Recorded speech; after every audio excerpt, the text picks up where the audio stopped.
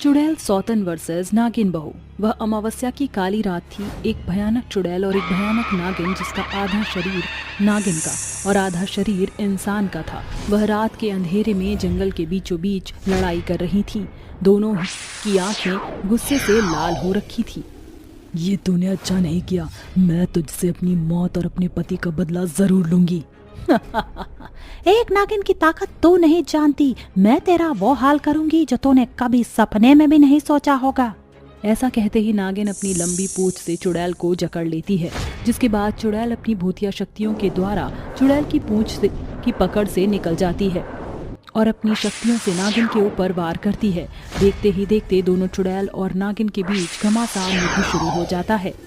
तुझे क्या लगता है कि तू मुझे हरा देगी? अरे ऐसा सपने में भी मत सोचना। मैं तुझे इस बार नहीं छोड़ूंगी। अगर ये बात है तो चल आजा मैदान में, देखते हैं कौन किसको हराता है और किसकी जीत होती है। ऐसा कहकर चुड़ैल अपने नोकीले दांतों से नागिन की पूंछ काट लेती है, जिसके बाद उसके नोकीले दांत उसकी पूंछ में इस प्रकार गड़ जाते हैं कि नागिन जोर जोर से चिल्लाने लगती है। अरे जहरीली चुड़ैल, छोड़ दे मेरी पूंछ को, नहीं तो अच्छा नहीं होगा। नागिन के कहने के बाद भी चुड़ैल अपने नुकीले दांत नहीं हटाती, जिसके चलते नागिन अपनी पूंछ पर इतनी जोर से झटका मारती है कि चुड़ैल गुलाटी खाकर बहुत दूर जाकर पड़ती है। ये सब नजारा गांव का एक दामोदर नाम का आदमी देख रहा होता है। अरे ये क्या नागिन और चुड़ैल की लड़ाई चल रही है? ओहो, हे भगवान, कहीं इन दोनों की लड़ाई हमारे गांव तक न पहुंच जाए। मुझे अभी तांत्रिक बाबा को बुलाकर लाना होगा। दामोदर तुरंत तांत्रिक बाबा के पास जाता है और उन्हें चुड़ैल और नागिन की लड़ाई के बारे में बताता है। मेरे होते हुए इस गांव को कुछ नहीं होगा। चलो, कहाँ है वो चुड़ैल और नागिन? जरा मुझे उनके पास लेकर चलो। दामोदर तांत्रिक को चुड़ैल और नागिन के पास लेकर पहुंच जाता है, जिसके बाद तांत्रिक उन दोनों को देखते ही अपने मन में मंत्र पढ़ना शुरू करता है। ओम ह्रीं क्लीं चामुंडाय विच्चे नमः। ओम ह्रीं क्लीं चामुंडाय विच्चे नमः। ओम ह्रीं क्लीं चामुंडाय विच्चे नमः। तांत्रिक के मंत्रों द्वारा नागिन और चुड़ैल दोनों शांत हो जाती हैं, जिसके बाद चुड़ैल तांत्रिक से कहती है, देख तांत्रिक, तू हमारे बीच में मत आ। अगर तू हमारे बीच में आया तो तू भी मारा जाएगा।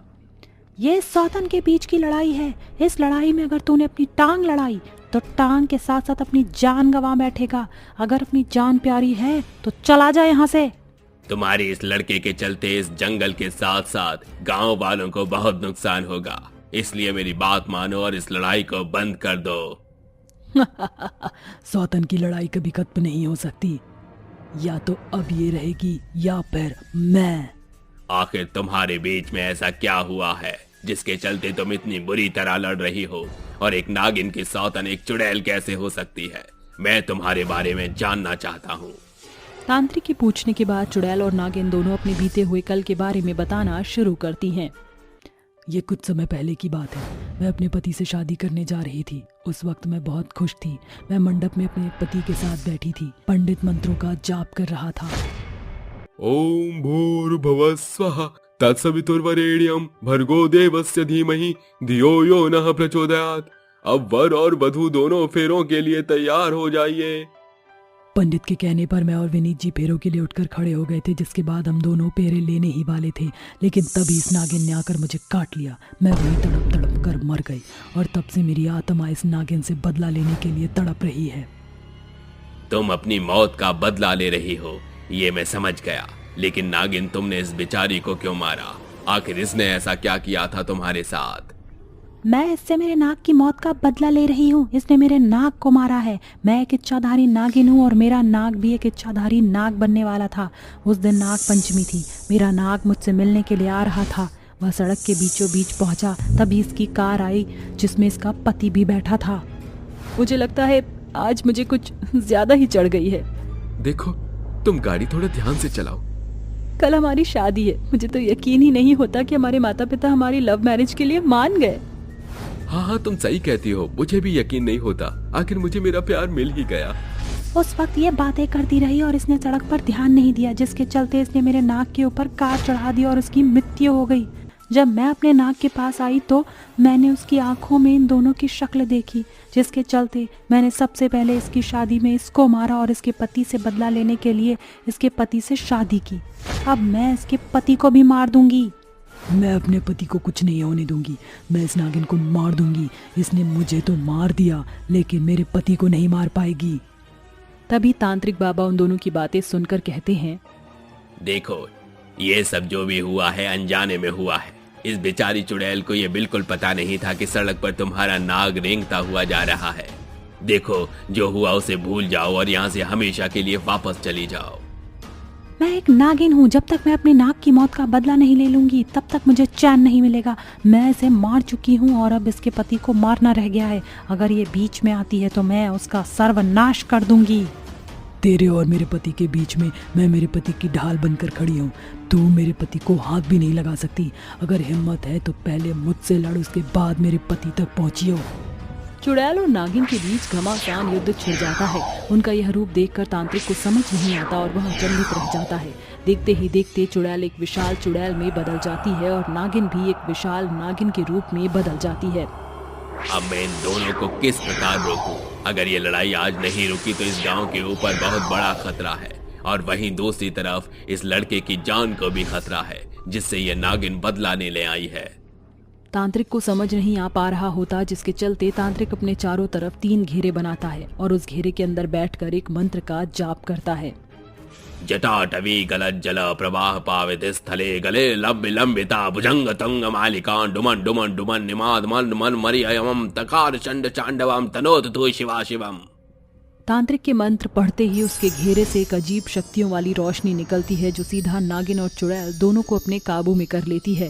जिसके बाद तांत्रिक अपनी आंखें खोलकर उन दोनों से कहता है, मेरे कई बार समझाने के बाद भी तुम दोनों ने इस युद्ध को समाप्त नहीं किया और सारी बात पता चलने के बाद भी तुमने वही गलती दोहराई। अब मैं तुम दोनों को माफ नहीं कर सकता। तुम में से एक उस आदमी को मारना चाहती है तो दूसरी उसे बचाना चाहती है, इसलिए अब मुझे मजबूरन तुम दोनों का ही सर्वनाश करना होगा। मैं एक इच्छाधारी नागिन हूँ, मेरा कोई कुछ नहीं बिगाड़ सकता। मैं एक चुड़ैल हूँ, मैं तो पहले ही मर चुकी हूँ। अब तुम मुझे क्या मारोगे? नागिन और चुड़ैल की यह बात सुनते ही तांत्रिक अपने झोले से कांच की बोतल निकालता है और अपने मंत्रों द्वारा उस कांच की बोतल में दोनों को कैद कर लेता है। देखा, मेरी बात न मानने का नतीजा। अब तुम दोनों हमेशा के लिए मेरे पास कैद हो गई हो। मुझे यहाँ से बाहर निकालो, निकालो मुझे यहाँ से बाहर। मैं इस बोतल में कैद नहीं रह सकती। इस बोतल में मेरा दम घुट रहा है, मुझे यहाँ से बाहर निकालो। तांत्रिक उन दोनों को कैद करके अपने साथ ले जाता है, जिसके बाद चुड़ैल और नागिन की लड़ाई से गांव वालों को हमेशा के लिए छुटकारा मिल जाता है। डोली चुराने वाली सास बहू चुड़ैल। अरे ओ हरिया और धीनू, जरा देखो तो, दुल्हन को डोली में बिठाकर ये कहार कहाँ लापता है। विदाई की बेला हो चली है। सभी जन कहारों की खोजबीन करने लगते हैं कि एकाएक दुल्हन की डोली जंगल की ओर अग्रसर होने लगती है, जैसे किसी कहार ने डोली के डंडों को अपने कंधों पर उठा लिया हो।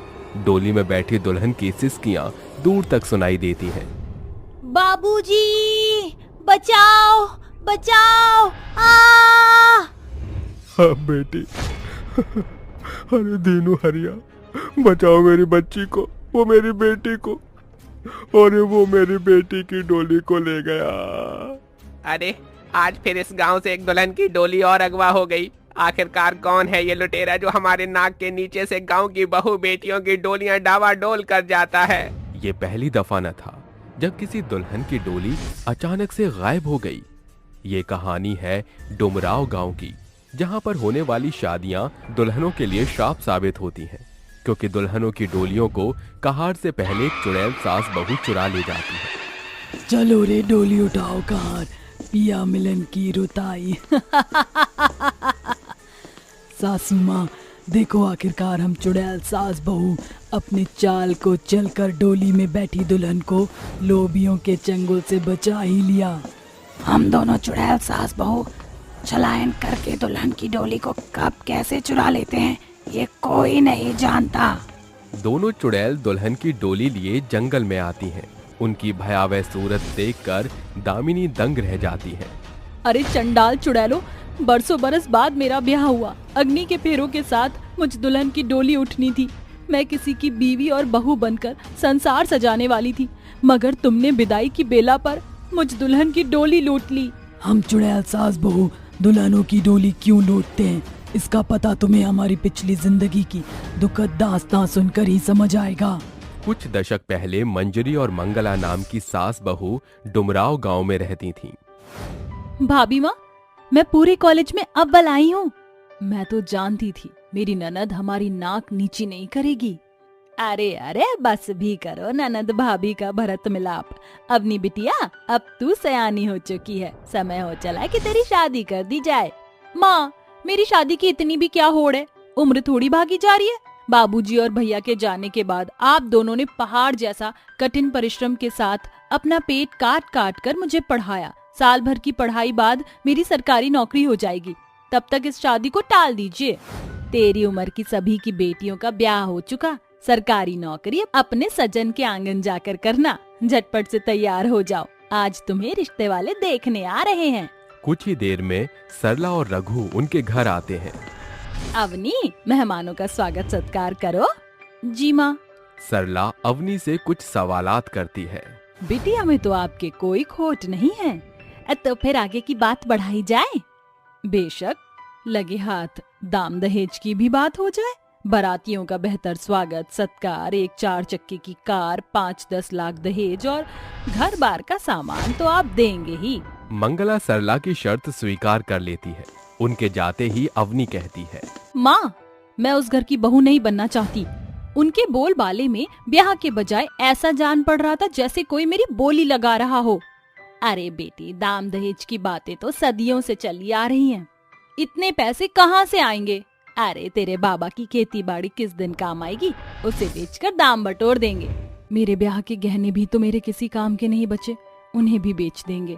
समय के साथ शादी का समारोह दस्तक देता है। सारा घर आंगन फूलों और लड़ियों से सजा धजा होता है। ठहरिए समधन जी, पहले सरला दहेज और दाम के दर्शन करेगी, तभी पढ़े जाएंगे ये शादी के मंत्र। शर्त के मुताबिक दहेज और दाम दोनों आपके सामने हैं। कुछ ही देर में शादी संपन्न हो जाती है। दोनों सास बहू अवनी को डोली में बैठाते हैं। नए जीवन की सैकड़ों शुभकामनाएं दुल्हन। 1 सप्ताह बाद। अभी हमारी शादी को सप्ताह भर भी ना हुआ। अरे ओ अवनी, मेरे लिए अपनी माँ से 5 लाख रुपए मांग। माँ और भाभी 5 लाख की रकम कहाँ से जुटा पाएंगी? अपने पति के लिए 5 लाख रुपए मांगना तुझे भारी पड़ रहा है? तो फिर तेरा पेट भरना भी मेरे लिए पहाड़ बन गया है। चल भाग यहाँ से। अवनी रोते बिलखते अपने घर लौटती है। अवनी, ये क्या हुलिया बना रखा है? तुम्हारी आंखें इतनी लाल क्यों हैं? क्या बताऊं भाभी, शादी के पहले दिन से मेरी सास मेरे संग सताव कर रही है। कहती है कि तुझसे बेहतर दाम दहेज तो मुझे फलाना से मिल रहे थे। आज इन्होंने भी 5 लाख की मांग की और मैंने मनाही दिखाई तो मुझे घर से खदेड़ दिया। सास बहू अवनी को शांत करा के उसे सुला देती है, मगर सुबह जब वो अवनी के कमरे में आती है तो अवनी दुनिया को अलविदा कह चुकी होती है। मेरी बेटी कुछ बोलती क्यों नहीं, बता ना बहू। माँ जी, अवनी इस दुखद दुनिया को छोड़कर जा चुकी है। अवनी के ऐसे चले जाने से दोनों सास बहू को गहरा आघात पहुंचता है, जिसके कारण वो दोनों सास बहू शोभ के सागर में ऐसी डूबती हैं कि उनकी सांस पर सदा के लिए पाबंदी लग जाती है। और चुड़ैल बनकर हम दुल्हनों की डोलियां लूटकर उन्हें दहेज के लोभियों से बचाते फिर रहे हैं। दोनों सास बहू अपनी आप बीती बता ही रही होती हैं कि उनके कान में गीतों की गूंज सुनाई पड़ती है। लगता है बहू दूल्हे की बारात गुजर रही है। चलिए माँ जी। दोनों चुड़ैल उड़कर बारात के बीच शुमार होकर दुल्हन के दहलीज पर पहुंचती हैं, जहां बिरजू दूल्हे की मां कमला और योगेश का स्वागत करता है। अरे पधारिए समधन जी, पधारिए। अरे स्वागत सत्कार का स्वयं रचाना बंद करें, दाम दहेज दिखाइए तभी फेरे पड़ेंगे। समधन जी, ये रहा दहेज का सामान और ये दाम। ये भी दहेज के लोभी हैं। हमें इस दुल्हन की डोली को भी बाकियों की नाई चुराना होगा, मगर उससे पहले हमें इन्हें सबक तो सिखाना पड़ेगा। जैसे ही दूल्हा मंडप में बैठी दुल्हन के बगल में बैठता है, दोनों चुड़ैल अपनी फूंक से मंडप की अग्नि को बुझा देती हैं। बहुत को मेरी बंद बुद्धि चुड़ैल बहू। हम दोनों ने अग्नि बुझाकर इस दुल्हन को इन दान दहेज के लोभियों की बहू बनने पर पाबंदी लगा दी। ये कैसा अपशगुन है? मंडप की अग्नि बुझ गई। अरे ओ पंडित, पोती पतरे को ही निहारते रहेंगे कि आग जलाएं? लगता है ये ऐसे नहीं मानने वाली। इस क्रूर कमला को मंगला चुड़ैल मजा चखाएगी। एक और मंगला चुड़ैल कमला पर दहेज का सामान एकाएक बरसाती है और मंजरी चुड़ैल अपनी फूंक से हाहाकार मचा देती है। शादी का माहौल पूरी तरह भयावह हो जाता है। चारों ओर अफरा तफरी मच जाती है। कहार भी डोली छोड़कर भाग जाते हैं। अरे बिरजू भाई, तुम्हारी बेटी को जरूर चुड़ैल के चंगुल ने घेरा है। मैं अपने बेटे का ब्याह करके इस बला के बहू नहीं बनाना चाहती। ये अपना दाम दहेज भी रखो। कमला अपने बेटे के साथ वहाँ से 9-2-11 हो जाती है। तभी चुड़ैल दुल्हन की डोली में सवार करके डोलियों की डंडियां उठाए उड़ने लगती है।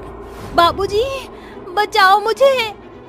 अरे देखो, अरे तुम जो कोई भी हो मेरे सामने आओ। चुड़ैल डोली और दुल्हन के साथ बिरजू को दिखाई देती है। अरे क्या मिला तुम दोनों को इस गरीब की बेटी का ब्याह रोक कर? किसी भी नतीजे पर पहुंचने से पहले हमारी दुखद दास्तां सुन लो। दोनों सास बहू रोते बिलखते बिरजू को सारी आप बीती सुनाती है। इसी तरह सैकड़ों अरमानों की पत्ती बंधे हमारी अपनी दुल्हन बनकर डोली में गई तो मगर मेरी बेटी की डोली अर्थी में बदल गई। इसलिए अपनी बेटी का ब्याह उससे करना जो दाम दहेज के लिए लोभी ना हो। तुम चुड़ैल सास बहू का शुक्रिया। अरे तुमने मेरी बेटियों को लोभियों के चंगुल से बचा लिया, वरना ये शादी मेरी बेटी के भावी भविष्य के लिए श्राप बन जाती। दोनों चुड़ैल वहां से ओझल हो जाती हैं। मगर जब कभी शादी में उन्हें दान दहेज के लोभी दिखाई देते तो वो दुल्हनों को डोली पर डेरा डालकर उन्हें ले जाया करती। चुड़ैल की बेटी। चल री गुड़िया चांद को छूने, पंख लगा के ओ, पंख लगा के चल री गुड़िया। रात के सन्नाटे में एक भयानक चुड़ैल जिसके लाल आंखें, बिगड़ी सूरत, जिस पर अनेकों घाव थे, नन्ही लड़की को अपने गोदी में सुला रही थी। तभी अचानक वो हड़बड़ाते हुए कहती है, 12 बज गए, मेरे जाने की घड़ी आ गई है। चुड़ैल उस बच्ची को बिछोने पर सुलाकर जाने लगती है। तभी चिंकी उठकर कहती है, तुम मुझे छोड़कर जा रही हो? मत जाओ ना, मेरा यहाँ तुम्हारे सिवा कोई नहीं। चिंकी, मुझे जाना ही होगा, मैं कल फिर लौटूंगी। चुड़ैल चिंकी से आंचल छुड़ाकर हवा में उड़ जाती है। तभी गांव में रहने वाला महेंद्र साइकिल पर सवार होकर गांव की सीमा में घुसते हुए कहता है, चला जाता हूँ किसी की धुन में, धड़कते दिल के तराने लिए। वो गुनगुनाते हुए जैसे ही ऊपर ताकता है, महेंद्र की नजरें आसमान के बीचों बीच उड़ रही चुड़ैल पर जा पड़ती है और डर कर साइकिल उसके हाथों से छूट जाती है और वो बोल पड़ता है, अरे दादा, ये तो नरभक्षी चुड़ैल है, पर ये अपना लोग छोड़कर हमारे गांव में क्या कर रही है? महेंद्र थरथराते हाथों से अपनी साइकिल उठाकर फुर्ती से भागने लगता है कि चुड़ैल उसे आगे से घेर कर कहती है, अकेले अकेले कहाँ जा रही हो, हमें साथ ले लो, जहाँ जा रही हो। अब कैसे बचूं इस चुड़ैल से? कहाँ जाऊं? तुझे क्या लगा तू तुम दबाकर भाग जाएगा? उन्हें मुझे देख लिया है, इसीलिए तुझे मरना पड़ेगा। फिर चुड़ैल उसको अपनी आंखों की आग से उसे जला देती है और वापस चिंकी के पास आकर कहती है, तुम अब तक जाग रही हो चिंकी? चिंकी कहती है, मैं जानती थी कि तुम जरूर आओगी। चुड़ैल रात भर चिंकी के साथ खेलती और सवेरा होने पर गायब हो जाती। बदकिस्मती से जो भी चुड़ैल को देख लिया करता वो उसे मार देती थी। एक रात चिंकी चुड़ैल से कहती है, मुझे मेले वाला झूला झूलने का बड़ा मन कर रहा है, बस इतनी सी बात, मैं तुम्हारी इस ख्वाहिश को अभी पूरा किए देती हूँ। चुड़ैल चिंकी को पीठ पर सवार करके उसे आसमान की खूब सैर कराती है और पूछती है, तो बताओ चिंकी, कैसा लगा तुम्हें ये झूला? बहुत अच्छा, इतना मजा तो मुझे दशहरे के मेले में भी झूला झूलकर नहीं आया, जितना कि रात के इस खुले आसमान में आ रहा है। दोनों हंसी के ठहाके लगाने लगती हैं कि आधी रात में उठी सावरी खिड़की से बाहर झांककर कहती है, आहा, खिड़की से आ रही ठंडी हवा कितना सुकून दे रही है। अरे ये कौन सा विशाल पक्षी पंख फैलाकर घूम रहा है। सावरी आंखें मीचकर बाहर देखकर लड़खड़ाती जुबान से कहती है, हे भगवान, ये तो चुड़ैल है और उसकी पीठ पर ये चिंकी सवार है। यानी कि यही चुड़ैल गांव में मौत की होली खेल रही है। सावरी डरकर खिड़की बंद कर देती है और सवेरा होते ही सरपंच के पास आकर कहती है, नमस्ते सरपंच जी। कहो सावरी, क्या खबर लाई हो? माई बाप, मुझे उस कातिल का पता चल गया है जो बेरहमी से गांव के लोगों का खून बहा रहा है। कौन है वो नमक हराम? हम उसकी हलक से जान निकाल देंगे। वो एक भयानक चुड़ैल है और उसके साथ निर्मला की बेटी चिंकी भी शामिल है। सभी को जाकर खबर दे दो कि आज शाम पंचों की सभा है। सांझ में सभी लोग सभा में उपस्थित होते हैं और निर्मला कहती है, क्या बात है सरपंच जी, आपने हम सभी को यहाँ अचानक से इकट्ठा क्यों किया है? भोली बनने की कोशिश मत करो निर्मला, तुम्हारी बित्ती भर की दिखने वाली बेटी गांव वालों की कातिल है। सरपंच जी, यही उस चुड़ैल को अपने इशारों पर नचा रही है। पक्का ये कोई काला जादू या तंत्र मंत्र जानती है। चाहे कुछ भी हो जाए, मैं उस चुड़ैल का सच इनके सामने नहीं आने दे सकती। ये बित्ती भर की ततैया इतनी आसानी से नहीं खोलेगी अपना मुंह। बांध दो इसको। सरपंच के इशारे पर गांव वाले मिलकर चिंकी पर बहुत अत्याचार करते हैं और उसे पेड़ से बांधकर उसे बहुत सताते हैं कि अचानक तूफान का बवंडर गांव को चारों तरफ से ढक देता है और सुनहरी शाम की बेला काली रात में बदल जाती है और देखते ही देखते निर्मला एक भयानक चुड़ैल में बदलकर कहती है, माँ, आप अपने असली रूप में क्यों आई? गांव वाले आपको नहीं छोड़ेंगे। छोड़ूंगी तो इन्हें अब मैं नहीं। तुम लोगों ने मेरी बेटी को सताया, अब देखो कि ये चुड़ैल माँ क्या करती है। निर्मला, चुड़ैल में कैसे बदल गई? तुम तो जिंदा हो ना? मुझे मरे हुए तो 1 महीना गुजर चुका है। निर्मला की दुधमुही बेटी मात्र 6 महीने की थी जब उसके पिता का स्वर्गवास हो गया और तमाम जिम्मेदारियां विधवा निर्मला के कंधों पर आ गई। सरकार की तरफ से उसको विधवा पेंशन मिली, जिसे जोड़ बटोर कर उसने एक गाय खरीद ली और दूध बेचकर जीवन यापन करने लगी। पर यह बात उसके घर के बगल में रहने वाले देवर देवरानी को रास नहीं आई और वो जलकर कहने लगे, देख रहे हो कैसे तरक्की कर रही है ये। तरक्की की नजर लगते देर नहीं लगती भाग्यवान। चलो इसको भी भैया श्री के पास पहुंचा देते हैं। एक रोज जब निर्मला दूध देने सरपंच के घर जा रही थी, तभी दोनों उसके सिर पर पीछे से गंभीर वार करके उसे गांव से दूर एक पहाड़ पर लाकर कहते हैं, रस्सी जल गई पर बल नहीं गया। वक्त जाया मत करो जी, इसे भी जल्दी से वहीं पहुंचा दीजिए जहां इसके भोले भाले पति को पहुंचाया था। क्या इसका मतलब मेरे पति की मौत दुर्घटना नहीं बल्कि तुम्हारी सोची समझी साजिश थी?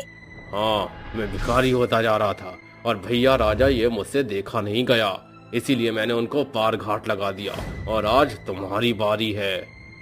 दोनों बेरहमी से उसको पहाड़ी की चोटी से नीचे धक्का दे देते हैं और वो मरकर एक चुड़ैल बनकर उसी रात वापस लौटती है कि अचानक खूंटे से बंधी गाय उसे चुड़ैल को देखकर तेज तेज गुहार लगाकर कहती है, चुप हो जा लाली, पता नहीं माँ कहाँ चली गई है।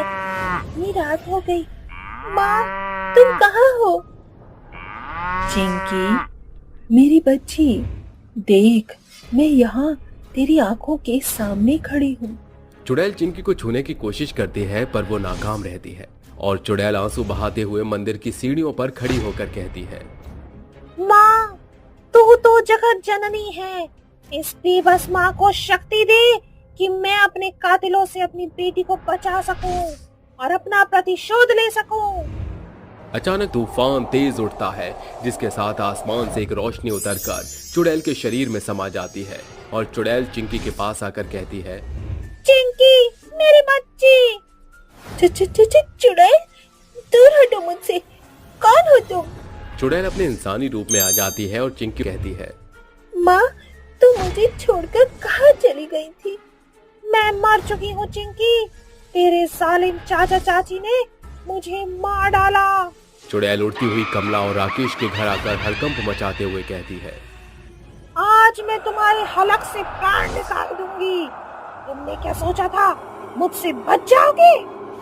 कमला बचाओ, वरना ये चुड़ैल तो मुझे मार देगी। मेरी तो खुद ही कपकपी छूट रही है। चुड़ैल उन्हें मारकर अपना बदला हासिल कर लेती है और अपनी बेटी के साथ दिन के समय इंसान और रात में चुड़ैल बनकर रहने लगती है। तुम्हारा बदला पूरा हो चुका है, फिर तुम इस गांव से आखिर क्यों जुड़ी हो? ये तुम्हारी दुनिया नहीं है, तुम्हें जाना होगा। मैं यहाँ से चली जाऊंगी, पर मेरी भोली बेटी की देखभाल तुम्हें करनी होगी। हम तुम्हें यकीन दिलाते हैं कि चिंकी का अच्छे से ख्याल रखेंगे और मिलकर इसकी जिम्मेदारी उठाएंगे। अलविदा कुड़िया, तुम्हारी माँ की जाने का वक्त आ गया है। इस तरह चुड़ैल अपनी अनाथ बेटी का भार गांव पर छोड़कर मुक्त हो जाती है और जब कभी चिंकी को माँ की कमी महसूस होती तो चुड़ैल उसे दिखाई दिया करती। जामुन के पेड़ पर 3 चुड़ैल। आधी रात के समय जंगल के अंदर एक जामुन का पेड़ होता है जिसके ऊपर 3 बहुत ही भयानक चुड़ैल बैठकर आपस में बात कर रही होती हैं। अरे ओ मेरी बहन छाया और माया, बहुत दिन हो गए आज गांव की सैर लगाए हुए। चलो जरा गांव की सैर करके आते हैं। अरे मैं ये सब जानती हूँ कि तू गांव के सैर क्यों करना चाहती है। तुझे तो बस शिकार ढूंढने से मतलब है जिससे तू परेशान कर सके। अरे अगर हम तीनों यहाँ से चली जाएंगी तो इस जामुन के पेड़ की रखवाली कौन करेगा? अगर किसी ने इस जामुन के पेड़ के जामुन खा लिए तो तुम दोनों जानती हो ना क्या हो सकता है। अरे हाँ मैं जानती हूँ, लेकिन हमें ज्यादा वक्त नहीं लगेगा। चलो ना एक छोटी सी सैर करके आते हैं। मैं जानती हूँ, तुम्हें कितना भी समझा लूं तुम नहीं मानोगी। चलो अब इतना कह रही हो तो एक सैर करके आ ही जाते हैं। आधी रात के समय छाया, काया और माया तीनों गांव की सैर करने के लिए निकल जाती हैं। गांव पहुंचते ही उन्हें एक आदमी पनघट पर पानी से नहाता हुआ दिखाई देता है, जिसे देखकर काया कहती है, अरे वाह, देखो तो सही उसे कितने आराम से नहा रहा है। मेरा मन कर रहा है उसे थोड़ा सा परेशान करने का। चलो उसे थोड़ा परेशान करते हैं। तुम्हें तो बस लोगों को परेशान करने से मतलब है। अरे बेचारा नहा रहा है, उसे नहाने दो, क्यों परेशान कर रही हो? अगर तुम दोनों को मेरे साथ नहीं चलना तो मत चलो, मैं तो जा रही हूँ। इतना कहकर काया उस आदमी को परेशान करने के लिए वहां पहुंच जाती है। सबसे पहले तो वो पनघट के पानी के अंदर घुस जाती है और डरावनी आवाज निकालने लगती है। चले जाओ यहाँ से, चले जाओ, नहीं तो अच्छा नहीं होगा। अगर तुम यहाँ से नहीं गए तो पनघट के पानी में डुबो डुबो कर तुम्हें मार दूंगी। हे भगवान, ये आवाज कहाँ से आ रही है? कुछ समझ नहीं आ रहा, मुझे तो कुछ गड़बड़ लग रही है। मेरा यहाँ से जाना ही ठीक होगा। ये सोचकर वो आदमी तुरंत अपने कपड़े पहनता है और पनघट के पानी से बाहर निकलकर वहां से जाने लगता है। जिसके बाद काया जोर जोर से हंसने लगती है और माया और छाया से कहती है, अरे देखा तुमने, मैंने किस तरह उसे डराया। कितना मजा आता है लोगों को डराने में। मैं तो जानती ही थी कि तुम गांव में सिर्फ इसीलिए आई हो ताकि तुम लोगों को डरा सको। अरे अगर मैं थोड़ी सी मटर गश्ती कर लूंगी तो क्या ही चला जाएगा। तुम्हें तो बस डांटने से ही मतलब है, और कोई काम नहीं है क्या तुम्हारे पास? जाओ तुम भी थोड़ा सा गांव की अच्छे से सैर करके आ जाओ। अरे नहीं नहीं, अब और नहीं, हम पहले ही बहुत देर से अपने जामुन के पेड़ से दूर हैं। अब हमें वापस चले जाना चाहिए। माया और छाया हवा में उड़कर जाने लगती है कि तभी काया भी उनके पीछे पीछे उनके साथ चलने लगती है। कुछ ही देर में तीनों अपने जामुन के पेड़ के पास पहुंच जाती हैं। तभी उन्हें कुछ लोग जामुन के पेड़ से जामुन तोड़ते हुए दिखाई देते हैं, जिन्हें देखते ही वो तीनों बहुत ज्यादा परेशान हो जाती हैं और आपस में बात करने लगती हैं। ओहो, इन लोगों ने तो हमारे जामुन के पेड़ के जामुन तोड़ लिए। अब हम क्या करें? अब हम कर भी क्या सकते हैं? ये सब तुम्हारी ही वजह से हुआ है। तुम अगर हमें गांव की सैर कराने के लिए नहीं लेकर जाती तो शायद ये सब नहीं होता। अरे लड़ना बंद करो और कुछ सोचने की कोशिश करो। हमें उन्हें वो जामुन ले जाने से रोकना होगा, नहीं तो इसका अंजाम बहुत से बहुत ज्यादा बुरा होगा। छाया की बात मानकर माया और काया दोनों ही कुछ तरकीब निकालने की कोशिश करती हैं। वहीं दूसरी तरफ वो गांव के लोग उस जामुन के पेड़ से जामुन तोड़कर ले जा रहे होते हैं। जिसके बाद छाया अपना रूप बदल लेती है और माया से कहती है, देखो माया, मैं अपना रूप बदलकर उन लोगों के सामने जा रही हूँ। मैं उनका ध्यान भटकाने की कोशिश करूंगी। जैसे ही मैं उनका ध्यान भटकाऊंगी, काया तुम चारों तरफ अंधेरा कायम कर देना। माया तुम उसी वक्त उनके जामुनों को उनसे चुरा लेना। काया और माया छाया की बात मान लेती हैं। जिसके बाद छाया उन आदमियों के सामने जाकर उनसे कहती है, अरे अरे, इतनी रात में तुम लोग कहाँ जा रहे हो? हम तो अपने घर जा रहे हैं, लेकिन इतनी रात गए तुम्हें इस जंगल में घूमते हुए डर नहीं लग रहा? मुझे कैसा डर, ये जंगल मेरा ही तो है। अरे मेरे कहने का मतलब है कि मैं बचपन से इस जंगल में घूम रही हूँ। मुझे इस जंगल में घूमने में बहुत मजा आता है। वैसे तुम लोग इतने सारे जामुनों को लेकर कहाँ जा रहे हो? मैंने सुना है इस जामुन के पेड़ से अगर कोई जामुन खा ले तो वो अमर हो जाता है। तो बस हम लोग इन जामुन को ले जाकर ऊंचे दामों में बेचेंगे और इन्हें खाएंगे भी, ताकि हम भी अमर हो जाए और लोग भी अमर हो जाएं और साथ ही साथ हम अच्छा खासा पैसा भी कमा लें। उन आदमी की ये बात सुनकर छाया अचंभित रह जाती है, जिसके बाद छाया बातें कर करके उनका ध्यान भटकाने लगती है कि तभी अचानक से काया उनके चारों तरफ अंधेरा कायम कर देती है और उसी समय माया उन जामुनों को उनसे चुरा कर वहां से गायब हो जाती है। कुछ ही देर में जैसे ही उनके चारों तरफ से अंधेरा गायब होता है, उन्हें अपने सामने 3 बहुत ही भयानक चुड़ैल दिखाई देती है। तुम्हें क्या लगा कि तुम हमारे जामुन के पेड़ से बहुत ही आसानी से जामुन ले जाओगे? इस जामुन के पेड़ की रक्षा करने का फर्ज हमारा है और हम इस जामुन के पेड़ के जामुन किसी को भी नहीं ले जाने देंगे। अगर अगली बार दोबारा हमारे जामुन के पेड़ के आसपास भी नजर आए तो हमसे बुरा कोई नहीं होगा। चले जाओ यहाँ से। अपने सामने 3 भयानक चुड़ैलों को देखने के बाद वो दोनों वहां से 9-2-11 हो जाते हैं, जिसके बाद ये बात ये गांव के लोगों को जा भूतिया धोबी घाट। साड़ी के फॉल सा कभी मैच किया रे, कभी छोड़ दिया दिल, कभी कैच किया रे। चलो सारे कपड़े ले लिए। अरे ये कपड़े वापस कैसे आए? अभी तो मैंने उठा लिए थे। ये बोलकर माधव रस्सी पर से जब दोबारा कपड़े उठाता है तो उसे कपड़ा हटाते ही भूत दिखाई देता है, जो जोर जोर से हंसता है। तो कैसे हो तुम? भूत, भागो। माधव जैसे ही भागता है तो उसे अपने सामने 2-3 चुड़ैल और भूत दिखाई देते हैं। आखिर माधव का क्या होता है? क्या चुड़ैल और भूत उसे छोड़ देंगे या उसे मार डालेंगे? और इतने सारे चुड़ैल और भूत धोबी घाट पर क्यों थे? जानने के लिए कहानी में कुछ समय पहले अतीत में चलते हैं। सीलमपुर गांव में माधव अपने परिवार के साथ रहता था। उसकी पत्नी माया खाना बनाकर गर्मा गर्म परोस रही थी। आ जाओ प्रवीण, माधव जी, माँ जी, आ जाइए, गर्मा गर्म खाना खा लीजिए, मैंने लगा दिया है। अरे आ गए। देखे तो आज खाने में माँ ने क्या बनाया है। अरे आज तो मेरी बहू ने इडली सांभर बनाया है, मेरा मन पसंदीदा। अरे दादी, ये सिर्फ आपको ही नहीं बल्कि माँ के हाथों का हम सबको पसंद है। ये तो सही बोला मेरा बचुआ। ये कहकर सब एक साथ चटाई पर बैठकर खाना खाते हैं। कुछ देर बाद सब सो जाते हैं। तभी गांव में आग लग जाती है। सभी लोग अपना घर छोड़कर भाग जाते हैं। उस बीच माधव के परिवार को भी आधी रात में जाना पड़ता है। अरे बाप रे, इतनी भीषण आग! माँ, प्रवीण, माया, जल्दी उठिए, गांव में आग लगी है। हमें अभी ये गांव खाली करना होगा। क्या रे मैया, बहू जल्दी से पोटली बांध। जी माँ जी।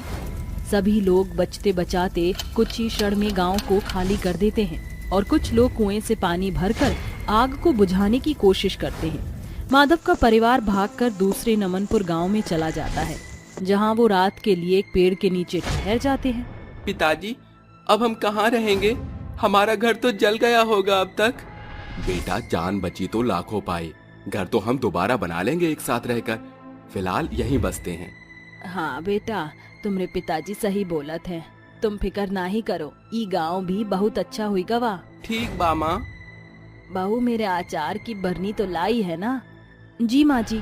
अरे आप सब लोग थक गए, ई लीजिए, हमने चटाई बिछा दी है। आइया, सो जाओ। ठीक बा बछुआ। तभी सारे लोग सो जाते हैं। सुबह उठते हैं तो गांव के 2 लोग उनके पास आकर कहते हैं, अरे आप लोग नए आए हैं क्या हमारे गांव में? जी कल रात हमारे गांव में भीषण आग लग गई, जिससे हमें और बाकी लोगन को उनकी झोपड़ी छोड़नी पड़ी। कोनो बात नहीं, ई गांव को आप अपना ही गांव समझिए और कोनो सामान चाहिए हो तो हमका जरूर बताइए। जी जरूर, आपका बहुत बहुत धन्यवाद। कुछ देर बाद प्रवीण अपने पिता के साथ झोपड़ी बनाने में मदद करता है और सास बहू घास फूस लाकर झोपड़ी के ऊपर डाल देती हैं, जिससे उन्हें छाया मिले।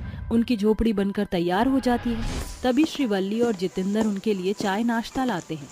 वो नाश्ता करते हुए बातचीत करते हैं तो अपने गंदे कपड़े देखकर कहता है, ये देखो, झोपड़ी बनाते बनाते हमरे कपड़े ही खराब हुई गवा। अरे भाई साहब, क्या यहाँ कौनू धोबी घाट की जगह नहीं है का? अरे है भाई साहब, फिक्र नहीं करो। हमरे गांव में एक बहुत बड़ी नहर है, वहीं धोबी घाट की जगह भी है। जितेंद्र की बात सुनकर माधव गंदे कपड़े लिए धोबी घाट पर चला जाता है। वहाँ पहुंचकर वो कपड़ों की पोटली साइड में रखकर कहता है, अरे ये जगह तो बहुत बड़ी है, मुझे यहाँ माया को भी लाना चाहिए था। अरे रस्सी पर से कपड़े हटा देता हूँ, वरना अपने कैसे सुखाऊंगा। जैसे ही माधव उस कपड़े को हटाता है तो उसे अपने सामने दरार में भूत दिखता है, जिसे देखकर उसकी चीख निकल जाती है और मुड़कर जाता है तो सामने 5-6 चुड़ैल उसे देखकर हंसते हुए कहती हैं, बचने का कोई रास्ता नहीं है। अब कैसे जाओगे तो? बचाओ बचाओ, कोई बचाओ, अरे भूत चुड़ैल इतने सारे। ये कहते ही माधव वहाँ से 9-2-11 होकर अपनी पोटली छोड़कर घर आता है और घर में बैठकर लंबी लंबी सांसें लेने लगता है। माया, मुझे पानी दो, पानी। अरे क्या हुआ, आप इतने हाफ क्यों रहे हैं? बच्चों से कहा तो ये खामखा परेशान हो जाएंगे, चुप ही रहता हूँ। कुछ नहीं, बस थकान से हाफ रहा हूँ। अच्छा, बड़ी जल्दी कपड़े सुखा कर आए हैं आप? अच्छे से तो धोए हैं ना? कपड़े तो मैं वहीं भूल कर आ गया, धोता कैसे? चुड़ैल और भूतों से गया। हाँ, मैंने अच्छे से धो दिए। ठीक बा। माधव डर कर घर में कुछ नहीं कहता और पूरी रात सोचता रहता है। अगले दिन जब वो झोपड़ी से बाहर आता है तो एक भूत उसके हाथ में पोटली लिए कहता है, हमसे डर कर भाग गए थे, तुम्हारे कपड़े जो गंदे थे वो मैंने दे दिए हैं, ये लो तुम्हारे कपड़े लौटाने आया हूँ। भूत, अरे बाप रे बाप, ये तो घर तक पहुँच गए हैं, कहीं ये मेरे परिवार को कुछ कर न दे। अरे बेटवा, लागत है तू सूरज के उगने से पहले ही धोबी घाट से ही कपड़े ले आया। ला ये पोटली मुझे दे दे। जी माँ। 4 दिन बीत जाते हैं। माधव भूतिया धोबी घाट के बारे में किसी से कुछ नहीं कह पाता और ऐसे ही माया भी उस धोबी घाट पर कपड़े धोने चली जाती है और जैसे ही वह कपड़े धोने बैठती है तो उसे अपने सामने 4-5 चुड़ैल कपड़े धोती हुई दिखाई देती है और कहती हैं, डरो मत, यहाँ हम बहुत सालों से ऐसे ही कपड़े धोते हैं, तुम भी अपने कपड़े दे दो। तुम फिक्र मत करो, हम तुम्हारे कपड़े धोकर तुम्हारे घर तक पहुँचा देंगे। भूत भूत चुड़ैल, ये तो भूतिया धोबी घाट है, भागो भागो यहाँ से। माया भी अपने हाथ से कपड़े छोड़कर घर की ओर भाग जाती है। उसे यूं भागता देख गांव की 2-3 औरतें देख लेती हैं और कहती हैं, लगता है इसके पति की तरह इसने भी इस भूतिया घाट पर चुड़ैल और भूत के दर्शन कर लिए हैं। हाँ, जब भी तो इतनी तेज रफ्तार में जा रही है। घर जाते ही माधव माया का बुझा हुआ और डरा हुआ चेहरा देखता है और उसे गले लगाकर कहता है, माया क्या हुआ, मुझे बताओ, कहाँ गई थी? माधव जी, मैं वो कपड़े धोने उस घाट पर गई थी। वो बैठते ही मेरी आंखन के सामने बहुत सारे भूत चुड़ैल आ गया। वो मुझसे बात कर रहे थे। ओम फो, मैं तो कपड़े की पोटली वहीं भूल गई। क्या? कैसे बहू? इसका मतलब तुमने भी वही देखा जो मैंने देखा वहाँ? जब मैं भी पहली बार गया तो मुझे भी बहुत सारे भूत और चुड़ैल दिखे। आखिर माजरा क्या है, हमें गांव वालों से पूछना ही होगा। माधव का परिवार गांव के लोगों के पास जाता है तो एक बूढ़ा व्यक्ति कहता है, बेटा, डरने की कोनो बात नहीं है। हाँ, वो भूत तुम्हें कुछ नहीं कहेंगे। इसका मतलब आप लोगन पहले से सब जानत थे? हाँ, दरअसल उन भूतों ने हमें कुछ भी बताने के लिए मना किया था। वो नहीं चाहते थे कि कोई भी उनके घाट पर न आए। अरे जल्दी करो, बरसात का मौसम हो रहा है, जैसे मौसम खराब होने वाला हो। जल्दी कपड़े धोकर चलो। हाँ, चलते हैं। वह सब चुपचाप कपड़े धो ही रहे थे, इतने में नदी से एक सैलाब आता है और बाढ़ के रूप में अब उन्हें अपने साथ बहा ले जाता है, जिसमें उनकी मौत हो जाती है। तब से वह भूत और चुड़ैल वहाँ आने वाले हर किसी के कपड़े धोने लगते हैं। उसके बाद तुम आए तो तुम्हारे उन्होंने सारे कपड़े धो दिए। वो किसी को नुकसान नहीं पहुँचाते हैं। हाँ, तुम चिंता मत करो, वो किसी को कुछ नहीं कहते हैं। वो सालों से हमारे घर के कपड़े भी धो रहे हैं। हाँ, सब अपने घर के गंदे कपड़े दरवाजे पर रख देते हैं और वो भूत उठा कर ले जाते हैं और साफ करके अगले दिन दे देते हैं। मतलब हमें गांव छोड़ने की जरूरत नहीं है? बिल्कुल नहीं, ये सही है। आप सब लोगों को कपड़े धोने में मेहनत नहीं करनी पड़ती होगी। इस तरह माधव का परिवार उसी गांव में रहता है और आज भी उस भूतिया धोबी घाट के भूत कपड़े धोते हैं।